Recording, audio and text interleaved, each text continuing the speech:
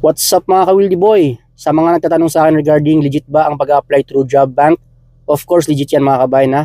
Yan ay official website ng bansang Canada para sa mga job seekers na nangangarap makapagtrabaho dito. Pwede mag-apply kahit wala kayong mataas na education.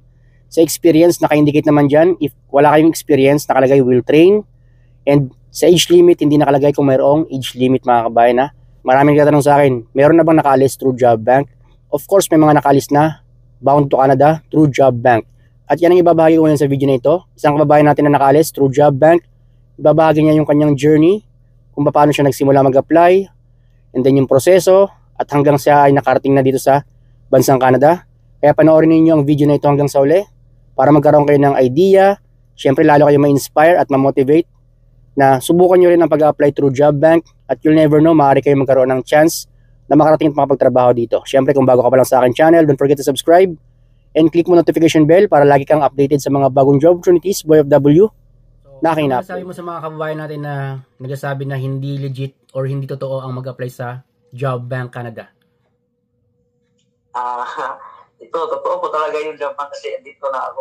Prove po na produkto po ako ng Job Bank. At hindi lang ako, marami kami nakilala ko kasi meron din akong mga groups noon, Job Bank. Yes. At Indeed na nakapunta na dito. Iba't ibang skills, housekeeping sila sa hotel. Kami, hindi lang ako. Marami kami na nagaling sa Job Bank at Indeed. So yun, bago natin na umpisahan, pakilala mo muna yung sarili mo. Ako pala si Ray Lison, sir, parang Cebu City. At ako po ay isang woodworking machine operator doon sa Cebu. Gumagawa rin ako ng mga carpentry, assembly. Lahat ng types ng pagiging woodworking sir ay ginagawa ko sa Cebu, sir. Okay. So, kwento mo sa amin, paano nga ba nagkaroon ng katuparan yung journey mo na makapag-Canada? And ano yung una mong ginawa? Sabihin mo sa kanila yung pathway mo, yung pinaka-pathway mo kung paano ka nakapag-Canada. Yung sir is temporary foreign worker program, sir. Yung simula nun, yung nakita ko yung post ba na DIY. So, yes. Na-curious talaga ako. Ano yung DIY? Yes. Meaning pala, do it yourself. Ayun, nag-research ako sa IRCC website, sir, about sa DIY. Ito yung temporary foreign worker program. Paano gumawa ng Canadian format resume, sir. Yan, ginawa ko, sir.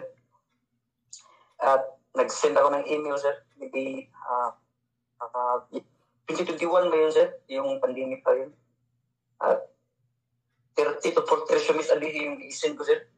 Okay. At pinipili ko talaga na gabi ako magsisend. Gabi sa Pinas. Mag-start ako ng gabi, 8 p.m. ng gabi. Until, well, kung gising pa ako, sir, mag-send pa ako sa 1 to 2. Iwan ko technique ko, sir. Yun talaga, 30 to 40 resumes sa yung limit ko. 5 days ako nag-send. Siguro, yung time na yun, sir. After 5 days, sir, parang nagpuan ako ba? Parang napagod na ako, sir, kasi wala talagang reply. Pero parang scam, yung maintindihan mo na, feel mo talaga na scam to. Hindi ko talaga kasi manghingi ng tira, sir. Kumbaga, in short, ang pathway mo, nag-apply ka through Job Bank Canada. Job Bank, yes, sir. Okay. Job Bank. So, nagpasa ka ng... worker. Yes, nagpasa ka ng application mo, nagpasa ka ng Canadian format resume and cover letter. So, hindi, sir. Hindi nga ako nag-cover letter, sir. Resume lang. Resume lang. So, resume lang yung pinasa mo. And then, may nag-respond sa'yo after ilang days bago nag-respond sa'yo yung employer? 5 days. 5 days. So, 5 days nag-reply sa'yo yung employer. Tapos, inisip mo, kumbaga, ito na yon or naisip mo na baka scammer. So, ang ginawa mo, nung nagpasa sa'yo ng link, so, wala namang hinihinging pera, tuloy-tuloy lang. Wala namang hinihinging pera, sir. Ginagrab ko lang, sir, yung, kasi wala namang pera. Yeah, wala namang ito pala, sir, yung nag-message sa email ko, sir, ay parang third party ng company. Oo. Parang nang-hire sila ng consultancy. Okay. Sa Kitik. Yun, nag-send sila ng email. Yun na parang naulot yung first interview kasi hindi ko alam time zone. Oo. At sa second schedule, siguro ko na talaga na matuloy. At yun, natuloy nga, sir. Yes. Yung second interview ko. So yung email niya sa'yo, nagpasa sila sa'yo ng link for Zoom interview. Oh, yes, sir. Email, yung ganyan, sir, na we are interested to have an interview. Okay. Sabi ng email, sir. Tapos may link sa ibaba. After nung Zoom interview mo, ano yung naging pangalawang step? After, sir, kasi hindi ko alam, sir, yung result ng interview. Oo. Kasi yung internet ko doon sa Cebu ay mahina, sir, ba? Kaya naputol yun. Oo, naputol yung connection. Ano namin? Ano yung connection?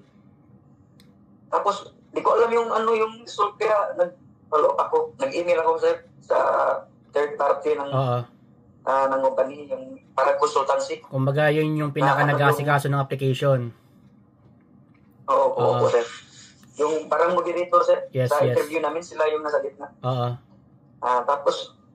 Tapos nag-follow up. Ayun na, sir, nag-reply sila with job contract na, sir. Okay. Ang saya. So, after nung nag-reply sa'yo, kontrata na agad yung pinasa? Yes, sir. Wow. So, marami kasi nagtatanong sa akin about may mga nagre-reply na employer and then tinatanong nila ako kung legit ba. Sinasabi ko nga sa kanila, sila na yung mag-verify. Makikita naman nila if existing yung company nila. Yes, so, sir. Ginawa mo, nag-verify ka rin, di ba? Yes, Dinouble check mo rin kung legit. Yes, sir. Dating talaga ng job contract, parang kuhan pa ako, sir, ba nag-hesitate pa ako, sir, sa Camdo. Yung ginawa ko, sir, nakita ko yung pangalan ng employer. Parang owner din siya ng company, sir. At siya yung CEO din. Sinesearch ko sa LinkedIn, sir. Sa LinkedIn, Sa LinkedIn. At saka sa Google. Yung nag-appear yung pangalan niya.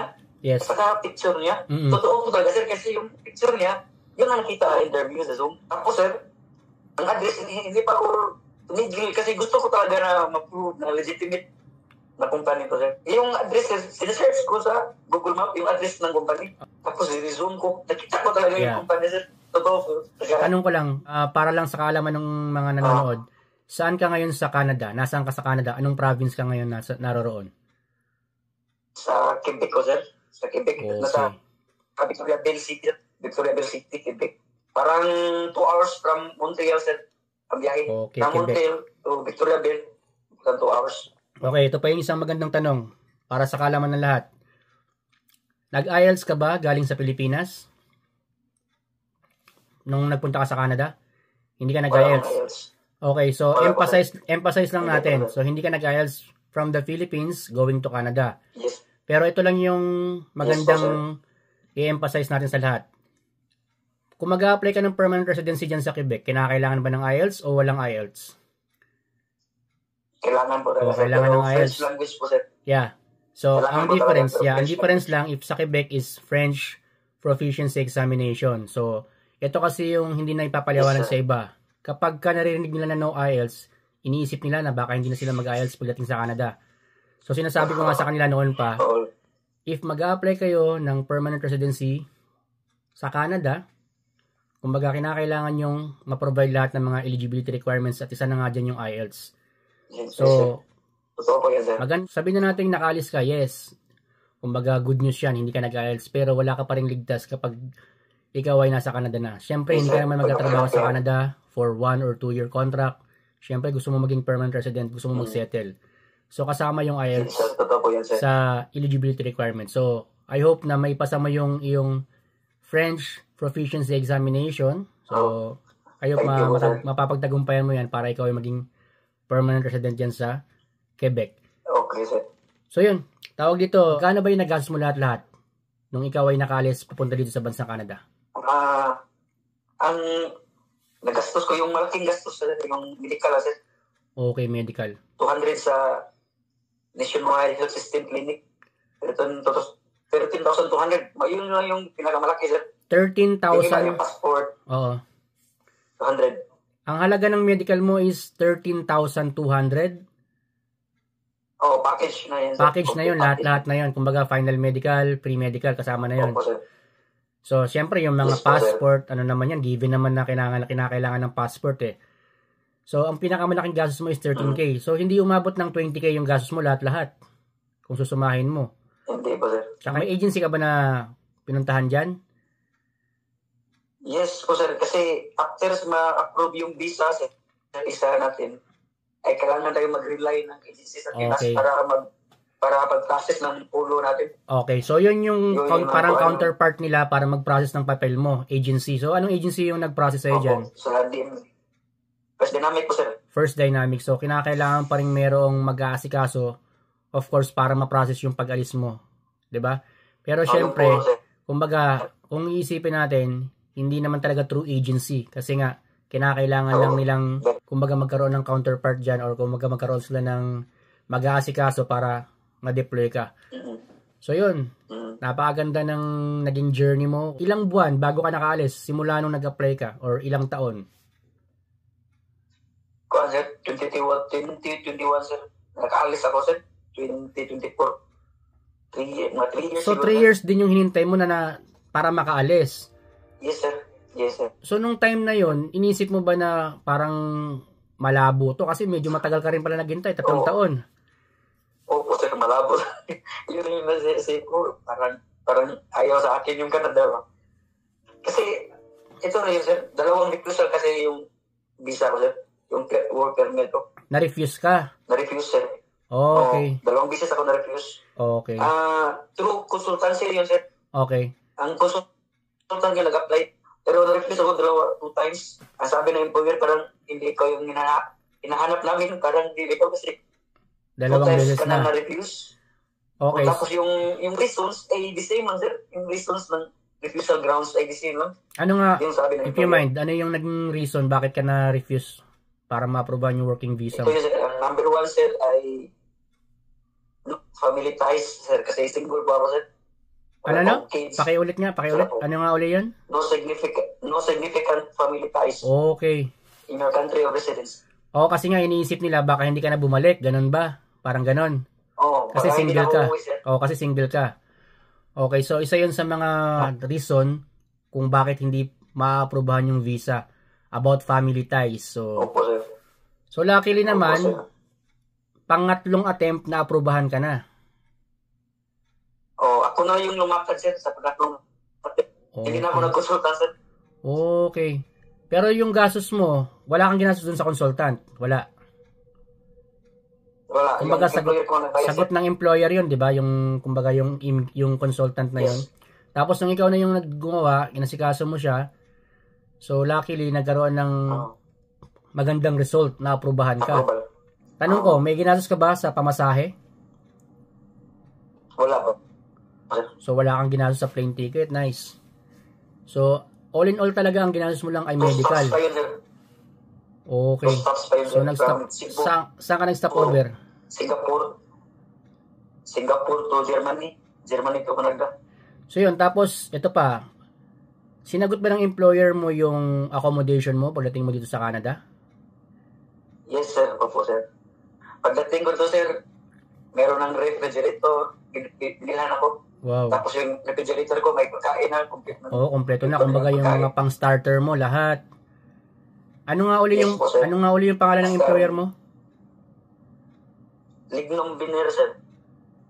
Yung name ng company. Lignum Veneer? Yes, sir. Oh. So yun, pagdating mo dyan, Opo, sir. yung accommodation mo, ilang buwan ang libre? 1 month, sir. 1 month, Tapos ako na yung nagpatuloy. 1 month accommodation libre na yon upon arrival. And then, binigyan ka nila ng mga pagkain mo for starter lang. So, good for 3 days or good for 1 week. So, Yung 1 week, sir. yung layo ng employer mo dyan or yung layo ng workplace mo galing sa tinitirhan mo? Mga 10 minutes, sir. 10 minutes. Kung mag-auto, sir. So, ano 10 yung, minutes. anong ginagawa mong transportation dyan? Bus? Taxi? Pagdating ko to, sir, ay bumili ako ng scooter, sir. Pagdating, Oh, bumili ako ng scooter. okay. Pagdating mo dyan, summer or fall? Summer. Summer. So, Summer, sir. kagandahan nun, okay yung kalsada. So, gamit na gamit mo yung scooter. Opo, sir. Pero ngayon, winter season, Tapos, kailangan mo mag-bus. nag-taxi na. Taxi. Bus na kasi walang bus dito, sir. Taxi Okay. bus. So, ito, okay Opo, lang sir. ba sa'yo? Tanungin ko kung magkano yung, ano mo dyan, yung starting rate mo dyan nung dumating ka. Nung mating ko, sir, 19, sir, per hour. 19 per hour, so malaki na yun. 2024 ka dumating, no? Oh, yes, sir. Anong buwan? Ngayon lang May, sir. Oh, May, June, July, August, May, September, May, October, November. Ano ka na 6 pala? months. 6 months ka na. So, malaki na siguro yung sahod mo. Siguro na-increasean ka na ngayon. Malamang. Yes, sir. Na-increase na ako, sir, after 3 months.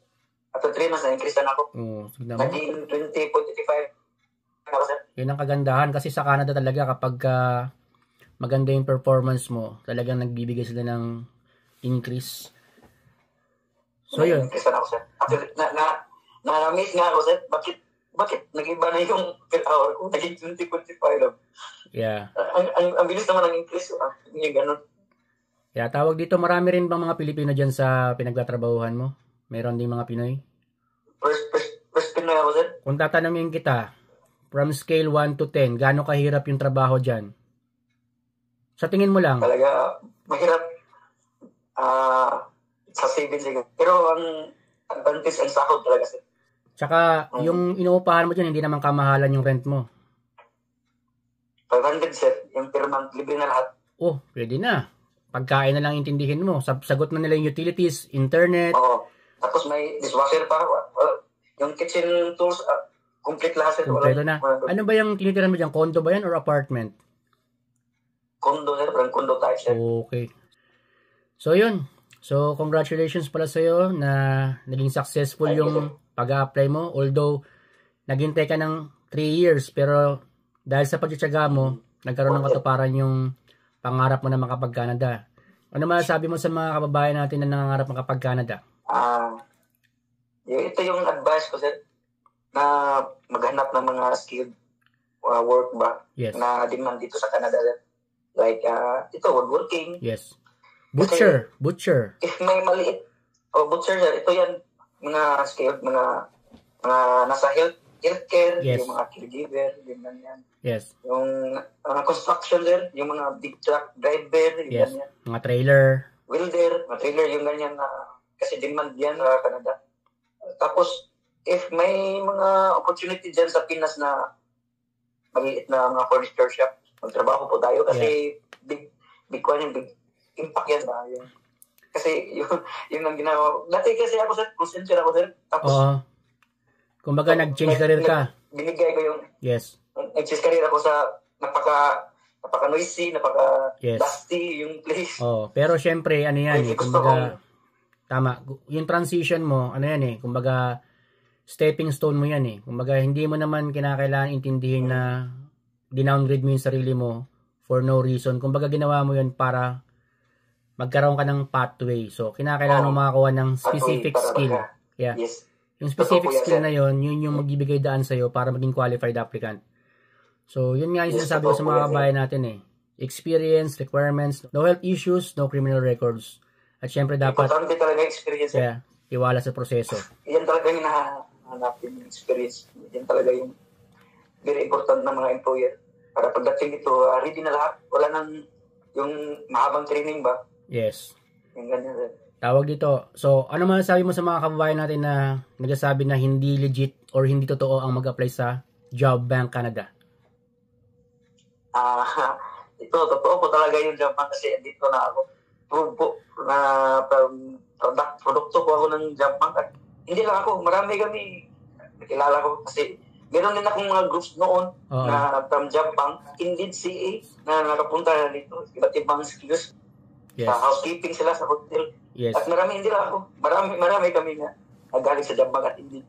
Kaya nga. Na nakapunta na dito sa Canada. Yung iba kasi, kumbaga pinanghihinaan ng loob, lalo na yung mga matagal na nagpasa, yung mga nagsasabi na wala naman nagre-reply. Sinasabi ko naman sa kanila in the first place, hindi ko sinasabi na dyan sila umasa. Kumbaga, isa lamang yan sa mga options na pwede nyong gawin para magkaroon kayo ng katuparan na makapag-Canada. Siyempre, kinakailangan nyo pa rin subukan yung iba't ibang mga ways and means like mag-apply ka sa mga agencies in the Philippines, mag-apply ka sa mga programa ng bansang Canada. So, walang mag-reply siguro, sir. Kung isa lang resume yung sinisend nila. Yeah. Ako, marami akong sinisend na araw. Ito yung mindset ko, sir. Yeah, the tama. more interested, the more chances of winning, sir. Yeah, parang raffle, no? O kasi syempre, ang mga nagpapasa dyan, mga applicants sa iba't ibang panig ng mundo, any nationalities can apply nga, ika. Oh, yes, sir. So, yun. So, dapat lang, kumbaga, ituloy lang nila, consistent lang, huwag panghinaan ng loob. Oo, consistent lang talaga, sir. Yes. Talagang mapapagod po tayo, sir, pero mag-risk lang po tayo. So, balik na naman. Yung ganyan yung ginagawa ko nun. Kinakailangan kapag ka nagpapasa ka, halimbawa, nagpasa ka ng application, if may magre-reply, make sure na i-verify if legit. Tama, di ba? Oo, i-verify.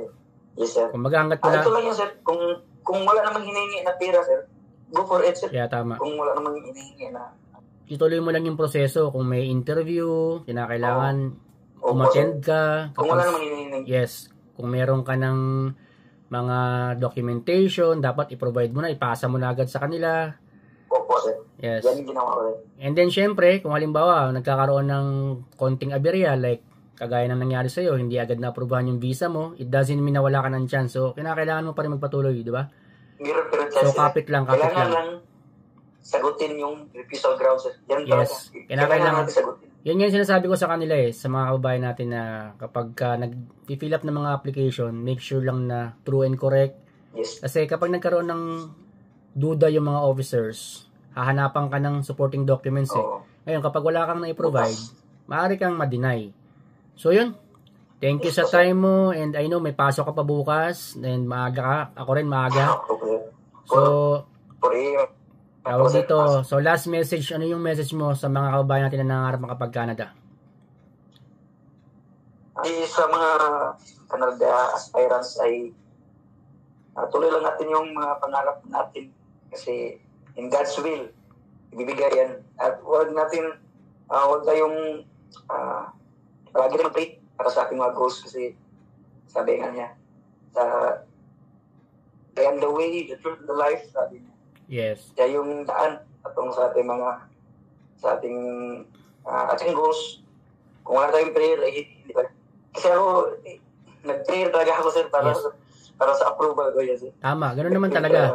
Sinasabi ko nga sa kanila, tiwala sa sarili, sa may kapal, at sa proseso. It's God's plan po talaga, sir. Yeah. Pinatuloy ako 2024 na malayo pang work permit ko. Yes. Hindi conflict sa naging... Yeah. Yun ang mga So, isa rin yun sa issue ngayon dito sa Canada Kumbaga yung nagkakaroon sila ng paghihigpit. Hindi naman pagbabawal, pero paghihigpit. Yes po. Gawa ng dumadami na yung bilang ng temporary foreign workers. So, sinasala nila yung mga gagawin nilang permanent resident. Nililimitahan nila yung mga tatanggapin nilang mga temporary foreign workers kahit skilled worker ka. Lalo na yung mga under low wage LMIA. Limitado na. May tinatawag na cap. 10% cap. So, yan yung base sa policy ng Canada. Effective yan sa lahat ng provinces. So, ganun lang. Wala tayong magawa. Pero, hindi naman nangangahulugan na wala ka ng chance kasi wala naman sinasabi si Canada na meron pa, bawal na kayo mag-apply. Lalo na sa mga ganun lang. Construction, healthcare, at sa agriculture. Yes. Lalo, pasok na pasok pa rin yan. Po talaga yung ganyan. Tsaga-tsaga lang talaga. talaga. Ito yung advice ko, sir. Meron talagang mga tao na negative ba? Oh, yung yes. Hilahin ka pa ba? Yung parang walang maniniwala sa akin, sir ba? Tama. Walang yan kasi iba't-iba tayo. Iba't-iba tayo ng way. Iba't-iba tayo ng fingerprint, di ba? Yes. Kaya wag natin i-compare yung sarili natin sa iba. Kasi marami talagang tao na negative. Hindi mo talaga masasabi kasama yan. Yung pangarap natin. Yes, kasama sa buhay natin yan. Kumbaga, hindi naman lahat ng tao sa paligid mo, kumbaga, sasangayon sa'yo or kumbaga, susuportahan ka. Totoo po yan. May mga tao na hihilahin ka pababa. May mga tao na sabihan ka na lalo na sa walang papupuntahan yung ginagawa mo. Yes. Totoo po yan. Yung relatives, walang tumutulong na relatives sa akin. Totoo po yan. Kasi nga, talaga yung gumawa ng talaga. Kasi sinisip nila, baka hindi ka qualified or kumbaga nagsasayang ka lang ng oras. Pero syempre, lahat ng yan, kinakailangan i-overcome mo kasi nga, kung hindi mo ma-overcome yan, hindi mo matutupad yung pangarap mo Set aside mo lang yan, and then tuloy ka pa rin sa pangarap mo as long as maganda naman yung takbo ng proseso, there's a big possibility na magkaroon ng katuparan. So, kagaya nga na nangyari sa'yo. Ginawa ko lang yung motivation, yung hindi nila pagtulong sa akin. Ginawa ko motivation. Yes, tama yan. Challenge ko siya na totoo talaga to. Yes. Totoo to, hindi ito sa iniisip nila na scam daw. Yung ginawa. Yun yung naging lakas mo, yung discouragement. Kailangan ko i-prove, sir, yung sarili. Yeah. So ngayon, nandiyan ka na. Kinakailangan mo na lang Opo, sir. magpatuloy, and syempre hopefully maging permanent resident ka dyan sa Quebec. Yes, sir. And, mag-update yes. po ako, sir, kung in God's will, sir, na maging permanent. Update po ako sa'yo, sir. Yes. Thank you Kung so much. permanent ako. Salamat ng malaki sa time mo, Layson. And gumagawa ka rin pala ng mga videos. Nakikita ko nagpo-post ka sa FB. No, sir. Just in case may mga questions sila sa'yo, i-send ko na lang sa kanila or Opo. ipakita ko na lang sa kanila yung FB account mo para pwede sila magtanong sa'yo personal. Opo, pwede yan. So yun, Layson, thank you so much sa time and salamat sa conversation natin and I hope na mapagtagumpayan mo yung pag-apply mo for permanent residency dyan sa Quebec and I hope na maging maayos yung takbo ng trabaho mo everyday and keep safe always and God bless sa'yo. God bless, sir. Thank you so much. Thank you so much, Layson. Bye-bye. Bye. Okay mga ka-Willy Boy, I hope nagustuhan niyo yung video na ito. Siyempre kung sakasakaling nakatulong sa inyo, don't forget to give a thumbs up. At kung bago ka pa lang sa aking channel, huwag mo kalimutan mag-subscribe and click mo notification bell para lagi kayong updated sa mga bagong job opportunities for OFW na aking upload. I hope nagkaroon kayo ng inspiration and motivation sa kwento ng ating kababayan na nakapag-Canada through Job Bank Canada mga kabayan na. Again, kinakailangan nyo pa rin subukan ng iba't ibang mga pamamaraan. Hindi lang isang pamamaraan, 2, 3 as long as magkakaroon ito ng progress. And pakishare na rin ang video na ito para makarating na rin sa nating mga kabayan. Ingat palagi and see you on my next video. Bye bye mga kabayan.